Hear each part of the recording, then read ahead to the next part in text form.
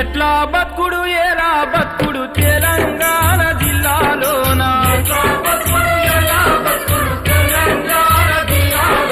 లాఠీ తూటల రాజ్యమాయ తెలంగాణ పల్లెలోన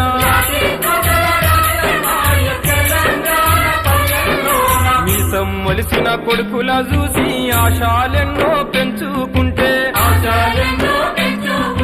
చదువుకొని గొప్పోళ్ళయి సాతారని కలలు గంటే